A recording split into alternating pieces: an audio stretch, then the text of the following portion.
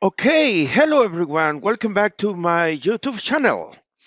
Today I have a very interesting and practical video, and today what we are doing is basically creating a benchmark test system from scratch inside the DIgSILENT PowerFactory. As you know, my master students, they are taking a course, a module in electrical power systems, and DIgSILENT PowerFactory is the tool that we are using for power system modeling and simulation. And as they need to learn from scratch how to use the software, I decide to create this video. Okay. However, there is one uh, a specific video in my YouTube channel dedicated of to create a system from the scratch is around 4 hours. This video will not be so long as that, okay? This will be a video presenting the most important aspect, how to do it. And if you want to follow step by step how to create a system, please go to my YouTube channel. And again, there is a video with more than 4 hours creating the system, okay? Creating a test system inside PowerFactory require dedication, require mastering the software, okay? There are many people that they just email you and ask you, please give me the model, but then they don't have a clue where to put the data. And that is extremely sad. That is the reason that I ask my student, the first task that I ask my master student is to learn how to use PowerFactory, but how to use properly, how to use from scratch, okay? Well, as you must be aware, I have a ResearchGate repository. You will find um, all my publications over there. Please feel free to go there. Please feel free to subscribe and download my papers. There are many scientific papers over there, and also it will be a very useful website for you. Also, some of my practical examples are located inside my GitHub repository. As a consequence, feel free to go there, and please feel free to download the MATLAB code, the Python code, Simulink code. There are some files for PowerFactory and so on, okay? What is the job today? Well, today the objective is to illustrate the process of creating a test system from scratch. And the idea is that my student must be able to do from the very beginning the creation of this model, power system model inside the DIgSILENT PowerFactory, okay? But let me start with a short description, okay? As you must be aware, power systems require very specific studies. Those studies are dedicated in order to improve the reliability, the security, and the economic aspect of the electrical power system. Okay, as a consequence, we need to use very important simulation tools in order to perform this kind of power system analysis in order to ensure the economics, the reliability, and the security of the electrical power system. Time to time, electrical engineers must develop their own code in order to solve very specific problem, or they must have a very important understanding about how the software works. And that is the reason that in electrical power system, we have something called bench test systems. They are dedicated to be used for a system performance evaluation. That is the basic idea of benchmark test systems. Test systems, they have very well-known results, and everyone must be able to replicate those results. When you replicate the results of those test systems, you are sure that your code, that your algorithms, the method or the tool that you are using, they are perfectly done.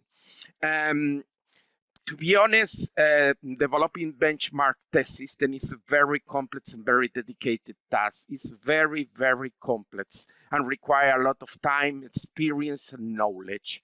There are basically two types of test systems from the institutional point of view. What I'm trying to explain is there are two important institutions around the world that they have created several of the most known and most important test systems. One of these institutions is the American and right now global institution, the IEEE. The IEEE is the Institute of Electrical and Electronic Engineers, and also there is another institution that is called SIGRE. SIGRE is basically a French institution that right now is worldwide, but is basically dedicated to very big networks, okay? Well, when we create those test systems, what we are trying to provide to the people is some sort of systems that anyone can use in order to replicate the performance of that system and compare the results. Benchmark systems, they are used for many areas, including reliability, including transient stability, small signal stability, planning, and etc. Okay. Today, what we are doing is basically looking into use one of those test systems. Okay. From the standard test systems, as I say before, SIGRE and IEEE, they are the main institution. Today, I will use one technical report, the PES-TR18, and inside this technical report, you will find several benchmark systems for small signal stability and analysis and control. However, I must be honest, today we are creating a system, a benchmark test system from scratch, but the main idea is creating the system for steady state analysis, or what people call power flow, okay? The idea of this benchmark test system is that the results are available and you can compare your results and you can see that your system is properly working. In particular, I decided to use one very small but very useful system. If you go to my YouTube channel, you will find a video more than 4 hours that I spent creating step by step, detail by detail, the model of PM Anderson system, okay? That is 9-volt system, 3 machines, 3 loads, okay? That is more than 4 hours.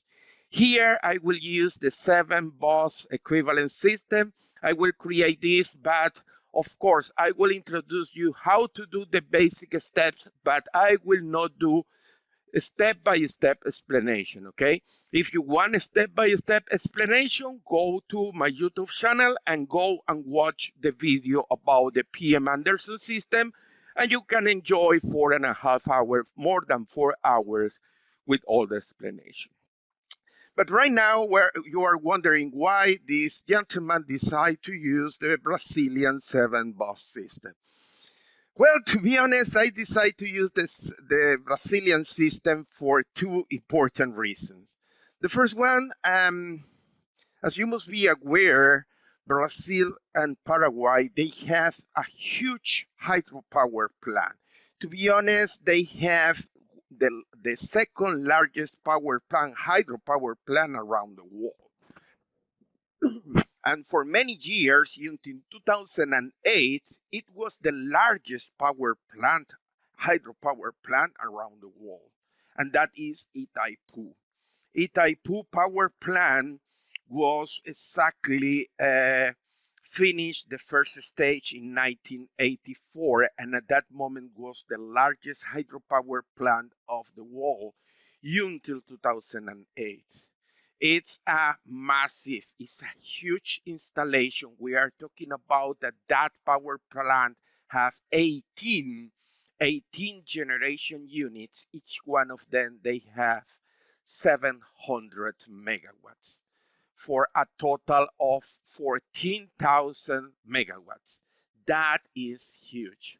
But very important detail about this is this hydropower plant is located in the Paraná River, and the Paraná River is the border between Paraguay and Brazil in South America. And because this project was an initiative of both countries, the interesting thing is that they have 18 generation units, but 8 are dedicated for 60 hertz and 8 generation units are for 50 hertz. What is the reason? Well, Paraguayan power system is using 50 hertz and the Brazilian system is using 60 hertz. As a consequence, the Itaipu power plant require a HVDC link if this power plant would like to interchange power between the two countries. And as you can see over here, this is a detail. Let me use the laser pointer. But if you look over here, there are 9 generation units in the Brazilian side working at 60 hertz, and there are 8 generation unit, hydropower generation unit at 50 hertz working at 50 hertz in order to deliver power to the Paraguayan system. And in the case that we want to export power from Paraguay to Brazil, or in order to export power from Brazil to Paraguay, there is a DC link. That is interconnecting the two different frequencies, the two different power systems with two different frequencies, okay? Well, my motivation of creating the Brazilian 7-bus system is basically because this is one way that my students can open their eyes and see the wonder of this modern world that is Itaipu hydropower plant. This is huge. This is massive. If you have the opportunity of visiting this, it's amazing. It's a great experience, okay? But coming back to my explanation, the first motivation is to show my students about the amazing Brazilian hydropower plant, but also this system in real life have a HVDC link.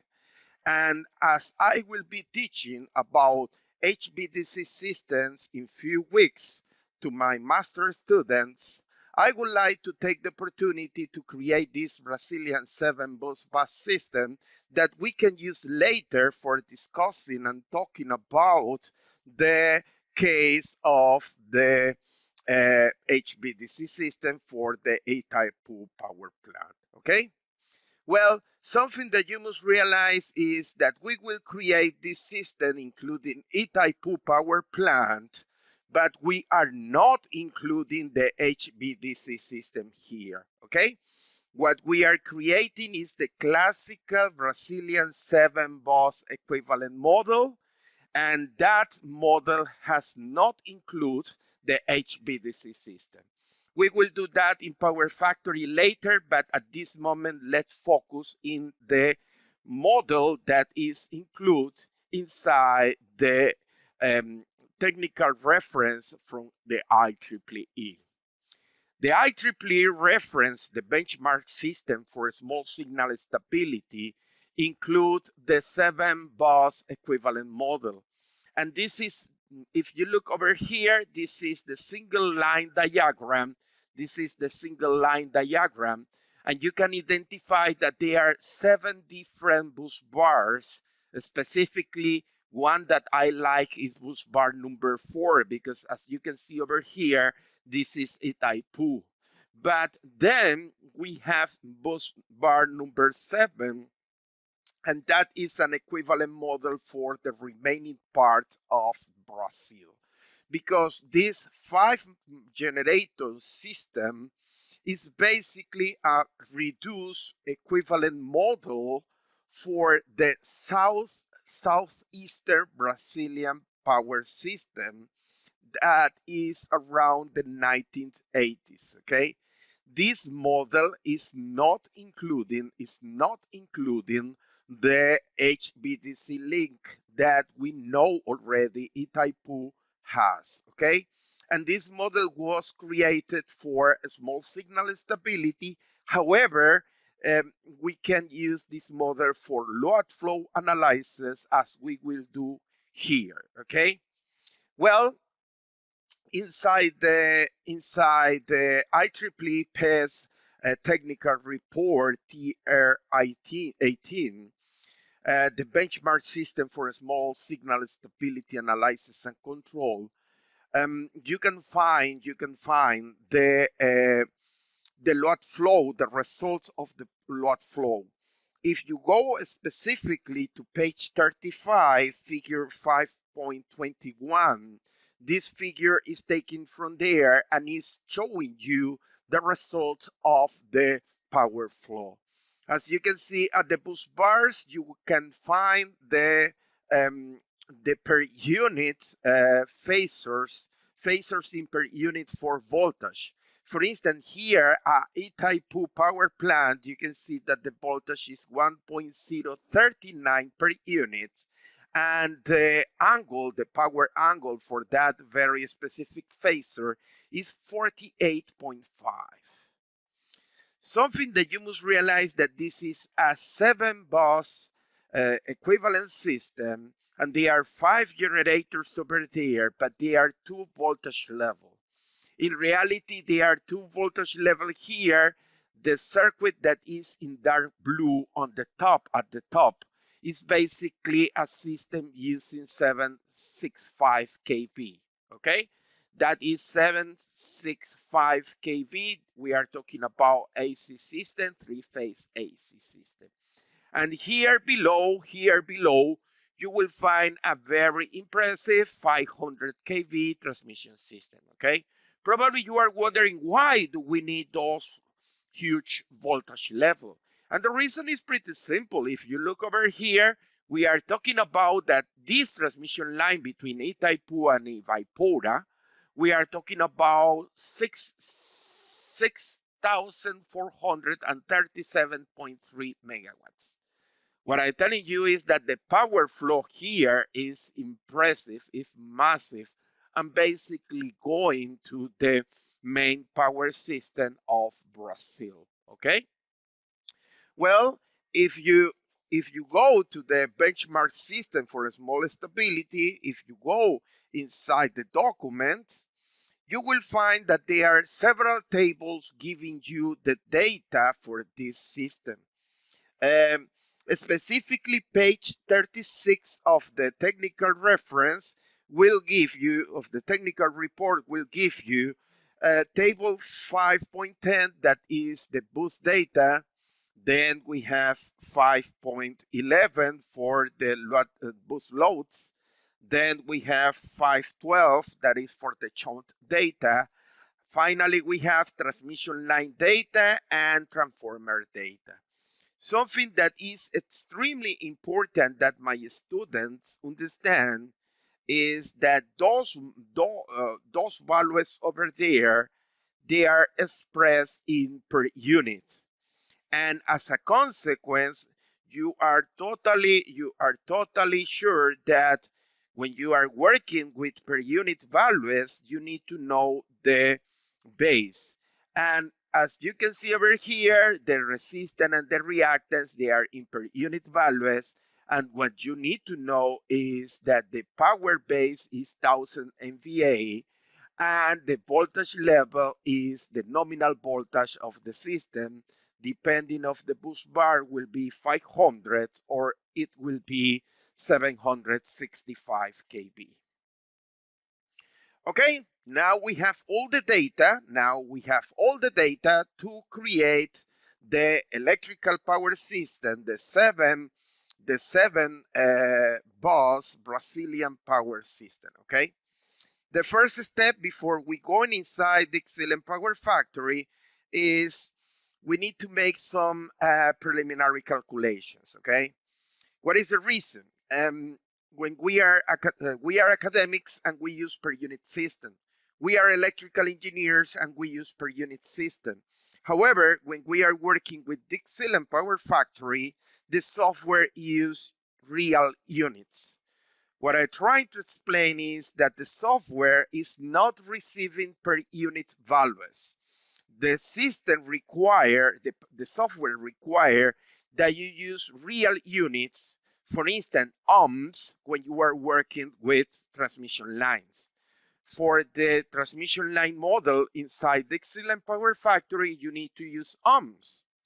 And as you can see over here in this table, the data given is basically per unit. As a consequence, we need to run some preliminary calculations. And those preliminary calculations, they are extremely simple. They are extremely simple. Anyone with a basic understanding, a bachelor in electrical engineer, must be able to remember those calculations. Because what we are doing is converting the per unit values into real values. What I'm telling you is that we are taking those per unit values and using the base, the impedance base, in order to get the branch resistance and the branch reactance. Branch resistance and branch reactance represent the series impedance of the transmission line, the resistive component and the reactive component. Okay. What you need to do now is use very basic equations, okay? And some of my students, they love to use Microsoft Excel in order to make those calculations and avoid any kind of mistakes. And I totally agree with them, and I highly suggest to my students to use some sort of automatic calculation in order to avoid any silly mistake, okay? Okay, what you need to do is the following. We know the transmission line is connected between bus bar 1 and bus bar 3.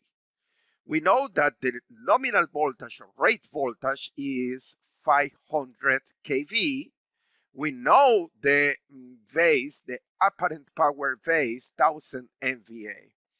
What we need to do is using the equation, the impedance base is the voltage squared divided by the apparent power. What you need to do is 500, square value of this, then divide by 1000 MVA, and you get 250 ohms.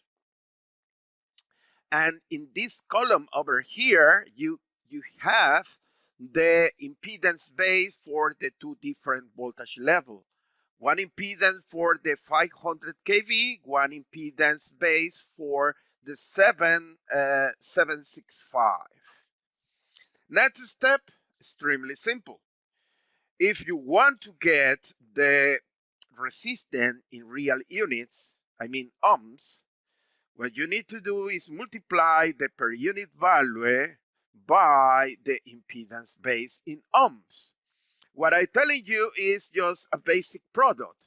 If you multiply 0.003 by 250 ohms, the result is 0.25 ohms.